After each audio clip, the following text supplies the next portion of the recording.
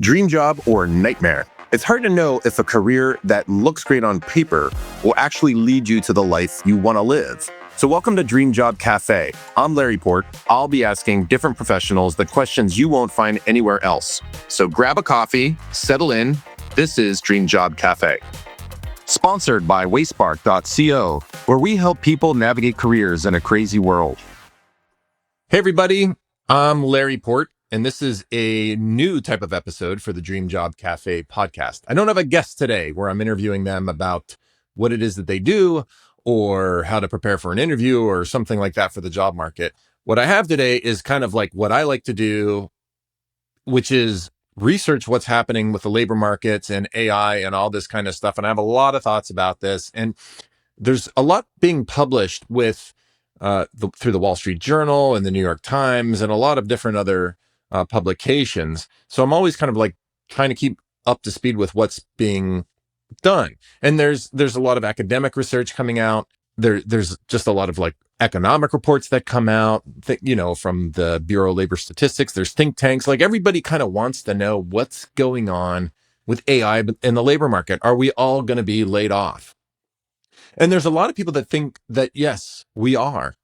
But the truth of the matter is that the data right now suggests that that's not really what's happening. And there's a lot to this. But what I thought I would do is I would review kind of like what's going on in the press right now and why it may be counterintuitive to think that, oh, just because AI is out there, it's not going to gobble up everybody's jobs, right? That said, I am an optimist. And I always like to look on the bright side of things. But to me, the arguments for us not having all of our jobs consumed by AI is a strong one. I do think that there will be winners and losers in this economy. And I think that if there's a lot of work that you do that's especially white collar work that's very routine, that's an area that we may have problems. But I think for the most part, the offsets, the gains from new types of employments are going to be better than the losses that we're going to see. And that's not just my opinion. That's, shared by the Brookings Institution, that's shared by the New York Fed, that's shared by, the World Economic Forum in their 2025 Future of Work report. So it's kind of all over the place, but let's kind of just like dig into it and I'll go through some of the recent headlines. All right. So another new thing we're doing with the Dream Job Cafe is we're starting a YouTube channel. So this is going to be on YouTube if you want to watch there. And if you want to just listen to it and take a look at the slide decks, we're also going to be publishing the slides. So you'll be able to download those if you go to the show notes. So I'm calling this new segment, by the way, the WTF Is Up report, right? So it's the Wayspark WTF Is Up report. Wayspark is the company that sponsors this podcast. It's my company. So here we go. So the first article in the WTF Is Up report is this one. This is from the New York Times. The headline is all scary, but I think that's just clickbait. But I would have to say, and I'll include a link to this article unlocked in my notes for this episode, that this is probably the best article to read that kind of goes over this uncertainty about what is actually happening in the job market. Is it AI or is it something else? Right? So the headline, which could change based on like what link you click on, but the subheadline is artificial intelligence could reshape work. But for now, a low hire, low fire labor market is the main impediment for young people seeking employment. There's no doubt that it's hard right now for young people to find a job and in the spring of 2026. But this isn't the first time it's been hard for young graduates to find work upon graduation. This happened to me when I was graduating school in the early 90s. Actually, I graduated in the mid 90s, but the people that were graduating in the early 90s really had a hard time. This happened after the economic collapse in 2008, and it was happening during COVID. But I think the issue is that because AI is developing so rapidly in the backdrop, is this what's causing everything? At least that's what people are concerned about. So people are seeing two things happening simultaneously: a bad job market for entry-level work, and they're seeing also AI transforming work, and they're kind of putting those two things together, but it might not necessarily be the case, right? So this is from the article. It says, although AI may be replacing some entry-level jobs on the margins, there is little evidence that it is the main culprit. I'll repeat that. There's little evidence that it's the main culprit, at least not yet. Rather, many economists believe employment challenges for young people with college degrees stem more from the low hire, low fire dynamics in the labor market. And there's a lot of different reasons why we're in a low hire, low fire dynamic. Part of the reason a lot of software engineers were laid off was because there was a lot of talent hoarding. So there were major talent wars between the big companies like Facebook and Microsoft and Amazon and these big, technology companies that needed as much brain power as they could get. And a lot of times these people were kept on the bench. So part of the major layoffs had to do with getting rid of all this extra talent, right? That's one dynamic. So what else do they point out? Well, if you look at these trends, it's kind of like what I was talking about before. So this is kind of a chart, which is an unemployment rate for all people. If you see one bad trend that we're seeing is that the number of people, and you can see the gray line is all the workers, and the like yellowish line is people without a degree, and the orange line are people with a degree. And normally you see all workers have a higher unemployment rate than young people. Okay. That's upside down right now. Now young people are more unemployed than all workers. So that's not good, right? That is definitely not good. This was the case back in COVID as well, I will say. And if you see those without a college degree, you see that big spike, that was COVID, where a lot of people didn't have any work, right? And you see like a huge uptick in unemployment in 2010. We're not where we were in 2010, 2009. That was after the economic collapse. We're not there. In fact, historically, we're kind of in the middle. If you were to draw lines to this graph, right? It is going up, but where we currently stand is somewhere in the middle. So this kind of gives a little bit of context is that, yes, it is a problem. It's always a problem when not enough people can find work, to be honest. But across the entire spectrum of people, it's not as bad as it has been in recent history by a wide margin. So that's one thing to keep in mind. In terms of like why they're slow to, why people aren't getting jobs so quickly, there's a number of explanations, but one is like, and this is another reason for maybe Gen Z people to get mad at the boomers. And, if that's how you feel, listen, whatever, I don't want to go there, but part of the reality is that there's just more older workers in the workforce, right? The article goes on to say, since the 1970s, the share of older workers in the labor force, particularly in private sector white-collar jobs, has grown as life expectancy has increased and Americans have worked longer. I mean, one thing that's also not being mentioned here is that most people get their healthcare through their employers. And when you're older, you're going to have more healthcare problems and that insurance becomes more valuable. So the whole way that our health insurance works in this country also contributes to people like sticking around their jobs longer, which impacts youth employment, right? Anyhow, this economist Pardue says, this has created a congestion in the workplace, resulting in less progression for mid and early career employees who would otherwise have moved up the career ladder when more senior workers retired. Basically, there's people at the top who are gumming up all the works, right? Without as much improvement in their ranks, without as much movement rather in their ranks, many businesses found they did not need to replace as many entry-level workers.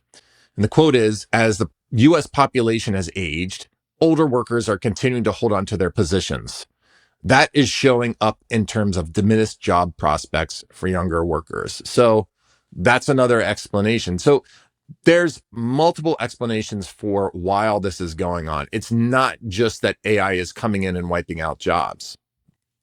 So there's a kind of an opinion economist that writes for the Wall Street Journal. His name is Greg Ip. This came out last month, and this was kind of an interesting response to what happened where Jack Dorsey is the guy who started Twitter, and now he has a payments company, and he laid off like 4,000 people, and he said he was just being honest. We're going to have to do this because AI is going to do it. I'm just the first to the table. Okay, maybe not. So Greg Ip's argument is basically going into history and looking at these disruptions, right? He says neither theory, history, nor the latest data, that's true. The latest data too suggests recession driven by AI dislocation is likely. So what Mr. Ip says here is that if such a revolution were upon us, we should see some sign of it. We don't, at least not yet. Now, he also says at least not yet, which is like what the New York Times article said. The ranks of software developers, widely assumed to be acutely vulnerable to AI, right? Because Claude Code can write software development, are up 5% in January, that's 2026, from a year earlier, a pace largely consistent with the past 23 years. That's according to Labor Department data analyzed by James Besson, Executive Director of the Technology and Policy Research Initiative at Boston University. So heavy hitters, right? Looking at all this stuff. That's the good news. If you're feeling like, oh, shit, this situation is hopeless for me. A lot of people are looking at this. Heavy hitters are looking at this. What this guy says, Greg Ip, he says, in reality, businesses are risk averse and consumers creatures of habit.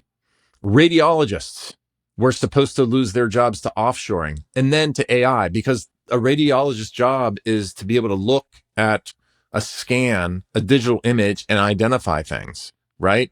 And so everybody was always predicting that these jobs were going to go away because they could just send the jobs to India for overnight processing. But they didn't, because patients and providers like having humans around to explain their medical images. This is another one that's kind of mind-boggling. Since Google Translate launched in 2006, the number of human translator and interpreter employees in the US has risen 73%, which is kind of mind-blowing. So this is like a big topic of conversation. You have the people in the AI companies that are like losing their minds that we're going to create this like general intelligence and it's going to completely screw us up, right? But not everybody feels that way. So this book is written by Reid Hoffman and Greg Beto. Reid Hoffman, I don't know who Greg Beto is. I'm assuming he's a ghostwriter, but Reid Hoffman is the guy who started and runs LinkedIn. And I'm just going to read from the introduction to his book because I just started it and that's all the further I've gotten, by the way. But it's particularly germane to this discussion. So he writes this: throughout history, new technologies have regularly sparked visions of impending dehumanization and societal collapse. The printing press, the power loom is where the Luddite term came from, the telephone, the camera, and the automobile all face significant skepticism and sometimes even violent opposition on their way to becoming mainstays of modern living. So as a case in point, he points this thing out, and this is kind of an interesting story. 15th century, so you're in the 1400 now, doommongers argued that the printing press would dramatically destabilize society by enabling heresy and misinformation, and by undermining the authority of the clergy and the scholars. Well, that kind of did happen. If I'm not mistaken, I do think that like the Protestant Reformation was driven by the printing press. But anyhow, let's keep going. The telephone was characterized as a device that could display the intimacy of in-person visits and also make friends too transparent to one another. It's really crazy when you look back on these inventions, what the concerns were. In the early decades of the car's ascent, this one is wild, critics claimed it was destroying family life, with unmarried men choosing to save up for Model Ts instead of getting married and having kids, and married men resorting to divorce to escape the pressures of consumptions that cars help create. They talk about like stuff that happened in the 1950s. You know, when I was a kid growing up, ATMs were introduced, automatic telling machines. Everybody thought there was going to be no bank work. And what happens is that we kind of endure. We like the face-to-face interaction. So that's one argument, is that just because it's there doesn't mean we're going to use it. People still use candles, people still listen to vinyl records. There are technologies that have come in to replace these things, but we choose to use certain items for certain things. And it appears that one of the things that we're seeing in the workforce so far is that people still want humans around. They still want their bank tellers and they still want their radiologists to be face to face. So the other thing that I consumed recently that I thought you might be interested in was a podcast for those of you that don't like to read. So there is a very interesting series called The Last Invention, and it's about AI. And in the last episode 11, journalist interviews 3 AI, he calls them skeptics. I don't know that they're necessarily skeptics. They might just have a different take than the AI doomers out there. The first skeptic, can skip over that guy. He has nothing interesting to say. He just sounds like a kind of crazed conspiracy theorist. The second and third ones are worth listening to, but I want to highlight the third one. The second one has kind of more of a technical argument, but the third one like goes along these lines. And his whole thing is that like AI is going to roll out, but it's not going to have the kind of pivot event that everybody's anticipating, and which is going to cause like kind of widespread societal collapse. So he argues that it is more like everything else, that it just takes a long time for things to roll out. And he points to the electrification of America. The electrification of America is a big thing that people talk about when they talk about how ideas and technology changes. Nicholas Carr, in the book The Big Switch, talks about the electrification of America and how cloud computing is likely to follow a similar trajectory. And he's largely right. So the electrification of America is one of these things that people point to. And it took a long, long time. It just didn't happen overnight. And this field of how technology is transmitted and used by people is the term is called diffusions. And there was a seminal work on this by a guy named Everett Rogers, and his book is called The Diffusions of Innovations. And you're probably familiar with maybe the technology adoption life cycle curve, where you had early adopters and you had late laggards and things like that. But this field is studied. And what the author is saying, and his name is very long and I'm going to butcher it, so I'm not going to say it, but they say that the speed of diffusion is inherently limited by the speed at which not only individuals, but also organizations and institutions can adapt to technology. So it's not just the fact that AI is invented, but it's how fast can people communicate with one another to figure out how to use it inside of their workplaces and inside of government institutions and in any other organizations where people have to work together. So in this, in the academic paper, the authors write, as an example, Paul A. David's analysis of electrification shows that the productivity benefits took decades to fully materialize. Electric dynamos were everywhere, but in the productivity statistics for nearly 40 years after Edison's first central generating station.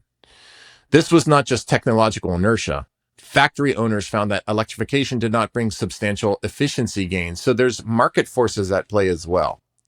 And you're starting to see this as well too, where you've started to see like a lot of CEOs say that they're planning on like reducing their workforces, but then recently they've been saying that the gains they're seeing from AI are not all that, at least not yet.